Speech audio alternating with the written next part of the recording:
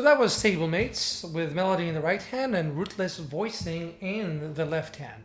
Let's go through the steps of getting there and learning it in a way that will work really easily once you get to that layer of the rootless voicing in the left hand.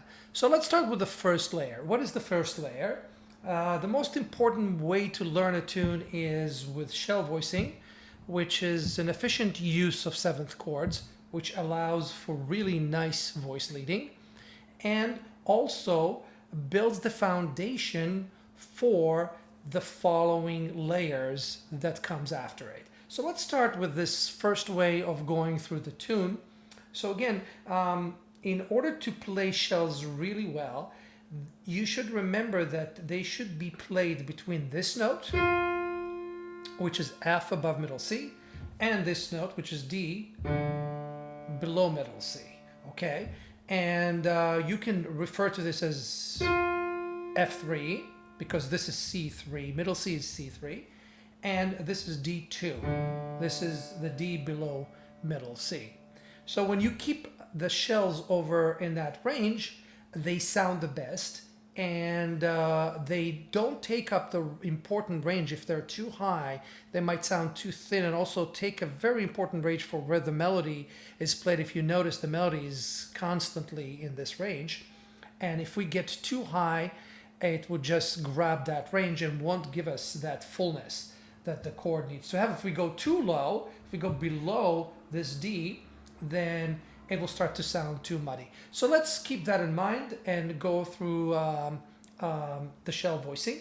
And we're constantly moving between 3/7 and 7/3, or A forms and B forms. If you want to learn that more in depth, there's a video that I posted and you can check it out on my channel. It's how to practice 2-5-1s with shell voicing, both A and B form, and at the end of the video is combination of both forms, which is what we're going to do here.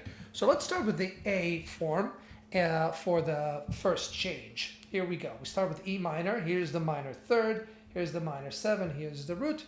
And let's go in this fashion starting here.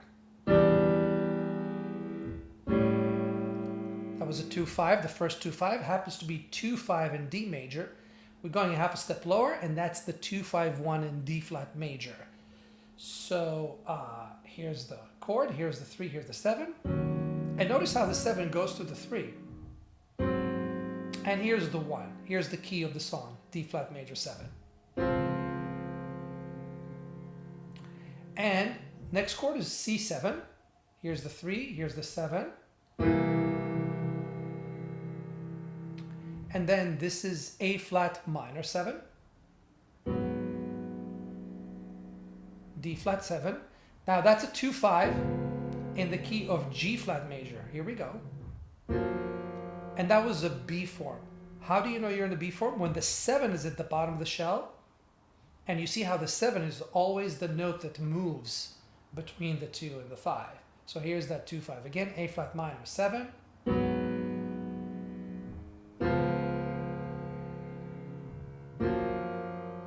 And here's another 2-5 to F minor, G minor 7, to C7. Here's F minor 7. And look where we are.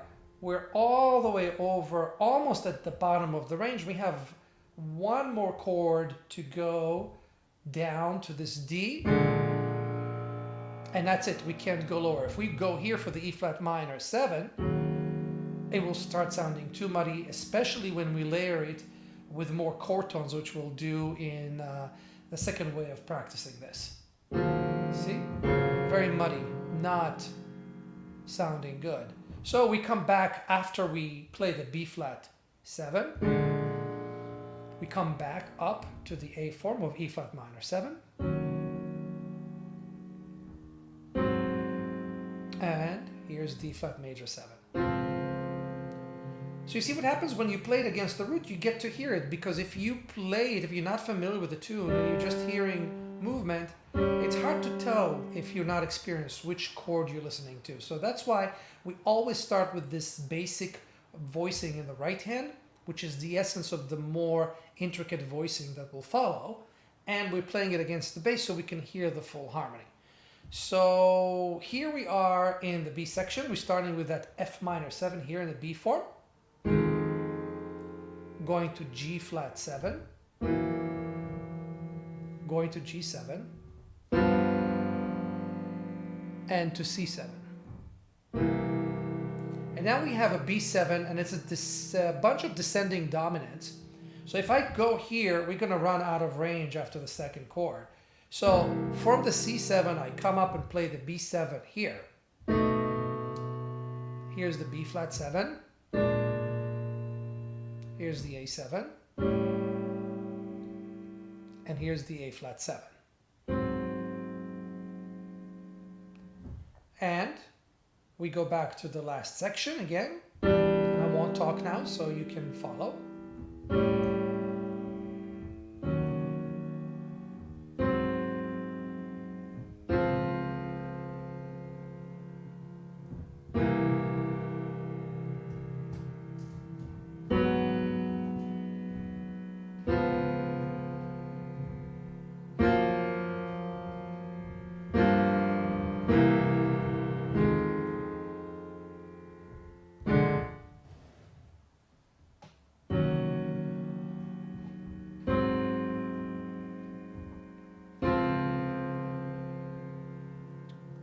So you can repeat that in order to get comfortable with that, because as you will see, this is the building block, the central building block for the next more intricate full voicing, which adds chord tones to the shell. We add, when we start with the E minor and the minor chord, we'll have the fifth in the middle, the 9 on the top. And as we move, you'll see that in major 2/5s, which you can watch the second video on that I posted, which is 2/5 with full voicing.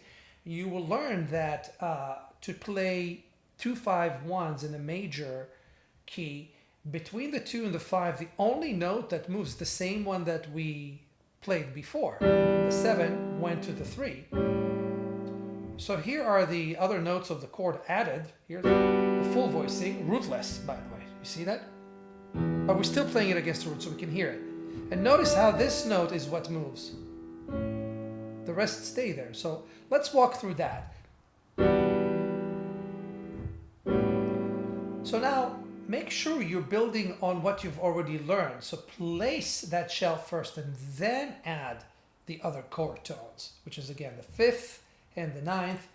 And in the dominant, by the way, here it is. In the dominant, the 5th is the 9th now. And this is the 13. You don't want to move that. 13 is a really, really nice tension, which goes a long way when you're playing jazz piano and you want to create intricate voicing with minimal tools. So remember that. So here's a proper 2/5 there. And we resolve on the 1. Now here's the C7, which we're going to play as an altered. Mainly because the melody is an altered note. It's the flat 13, you see? So if I play the natural here, it would be a really big clash. Here's the shell. Not nice. Here we go. Much better. So let's continue with that. We'll get to that when we go to the left hand. Sharp 9, flat 13. Now we're moving to the B form. Let's start with that. Placement of the shell. Let's try not to play it. Here's the 5th, here's the 9th. It's good to do some theory. Let's check if it's correct. Correct. Now notice, the 7 is here. Here's another 2/5 going to D flat 7.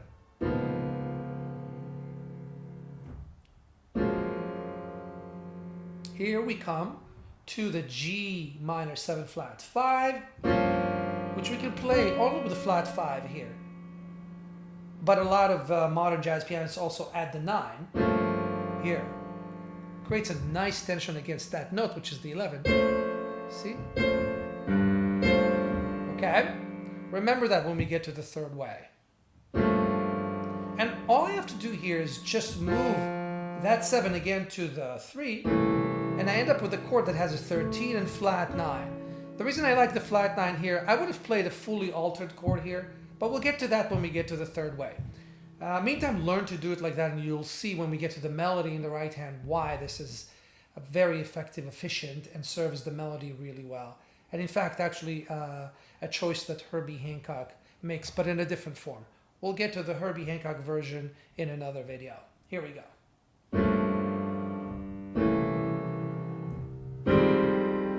F minor, and here's the B flat 7 altered again. So you see, even though we went really low, it sounds really good. If you want, you can omit the flat 13 here. It sounds really good like that.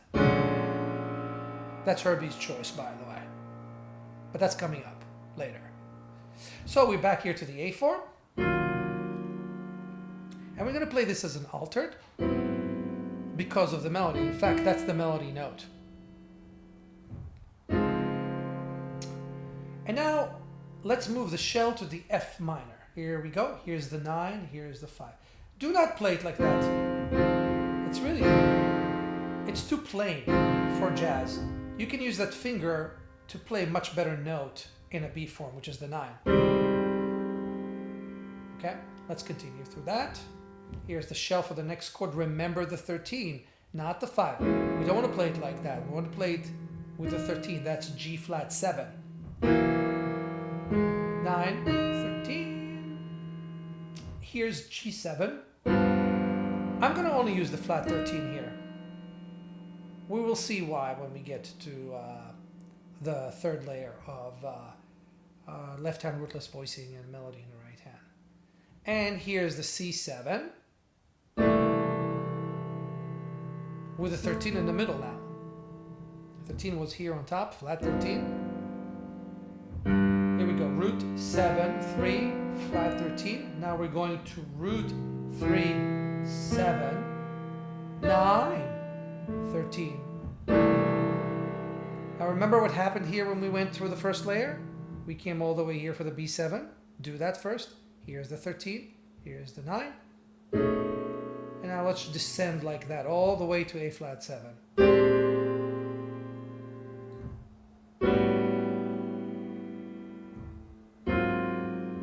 And let's go through the last A.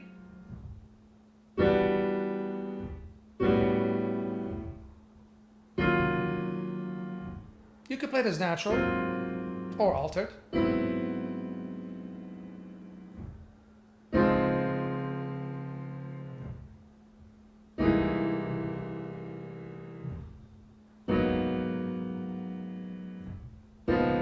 Sometimes you can play the flat 9 just to add a little more movement at the same bar.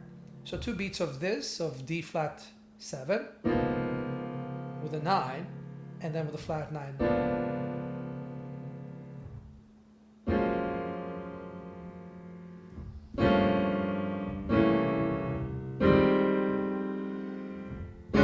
And sometimes I play it here also. That B flat 7 can work both ways. And I think I did play it there in the second A after the bridge.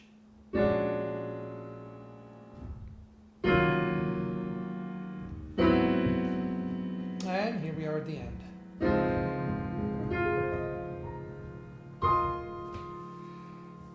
Okay, so now let's look at how this is connected to the rootless voicing in the left hand. Basically what we're doing, with the exception of a few chords, everything we just played in the right hand will be played by the left hand. Now do notice that when we play in the right hand, the shell is always at the bottom of the voicing, both in the A and the B form. And these are the fingers that we use in the right hand, but it flips around when we use the left hand, and these are the fingers. So you might want to try to go through those shells now that you learned them just by themselves. A lot of times that's all what that piano players play in their left hand, to make room for melodies that go really low. And when we get to the Herbie Hancock version, you'll see how useful that is, to learn to position those fingers to play the shells. So let's go through a few chords like that. I'm not going to go through the entire thing. I may even cross this hand so we can hear the root. So here we go, E minor 7, A7, the 7 goes down, E flat minor 7, A flat 7, And here, watch. I'm gonna play a 6, not a major 7. And now let's go through the full voicing so you'll understand why I'm making a choice of the 6. Okay, here we go. So, shell, 5th and 9th, and let's walk through this. Always placement of shell first.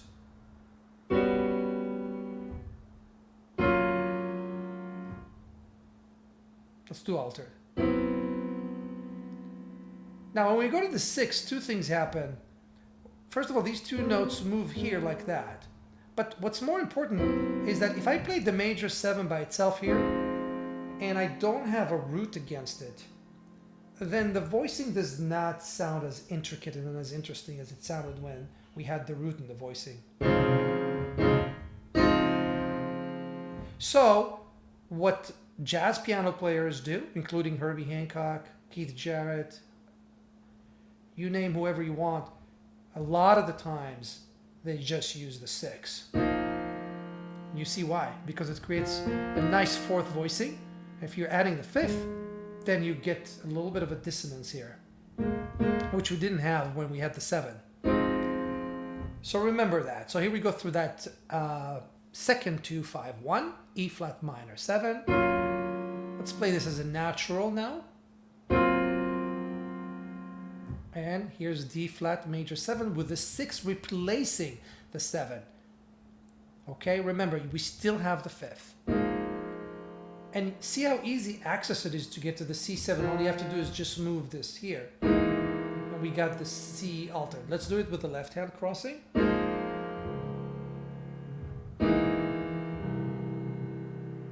Placement of the shell.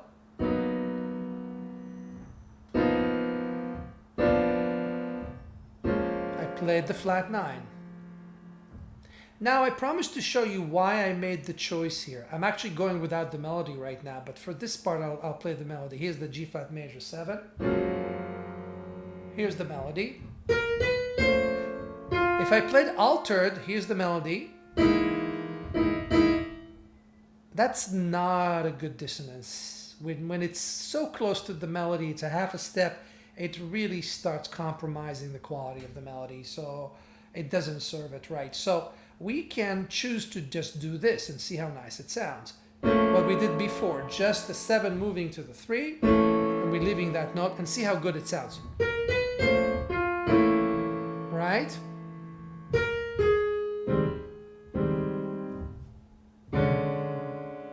Here's the F minor, B flat 7, E flat minor 7. Let's remember not to go here. Come back here to the A form. And D flat major 7 with again a 6 instead of the 7. Here's the 7, here's the 6. We're here to the B section. Now Herbie uses this instead of playing this chord with the minor 7 here. He omits the minor 7. This is something Bill Evans started doing when playing minor chords. It's just playing the tension against the 3rd. Very nice. And let's continue. But notice that my hand is always ready to play the shell, regardless of what I'm doing. Because then I go here easily. I don't play it like that, because it will be a little bit harder. So I'm playing it like this, without the root, without the 7th. Let's go now to the shell of G flat 7. Here's the 13. Very important. See why the 13 is important? Because if I played the 5th and I didn't play the middle note, I would be out of any color tones, which is not stylistically something that you want when you're playing modern jazz harmony. You definitely want color and intricate voicing, so this does that. The melody has the 9, so a lot of times I choose not to play it here. Let's listen to both ways. When the 9 is here, nice. A little thick, a little less thick. Very nice. And here, I could play the sharp 9, which sounds good, but as soon as I hit this, again, it's a melody, it's not such a nice dissonance. So you can choose to do the flat 9. which is something Herbie does. He first starts with a chord like this, and then he adds a flat 9. So for now, let's use it even without flat 9. I want you to get used to playing parts of the chords as well. So here we go. And now let's go for the full voicing of the C7. Here's the shell, 9, 13. We're going up. Here's the B7 with the 13. I'm going to add all the notes now because it sounds really nice. Let's hear that section with the right hand. I'm doubling the octave here. It just gives me a little more sound, a little more volume and more power, as opposed to... And here I can only strike one note because it's brief. And again, here, octave.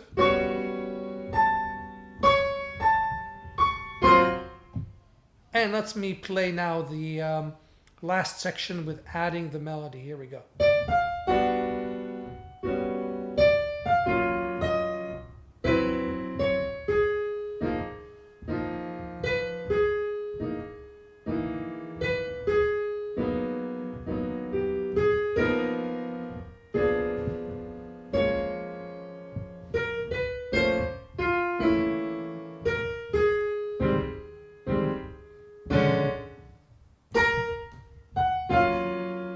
Could do this also. Very nice.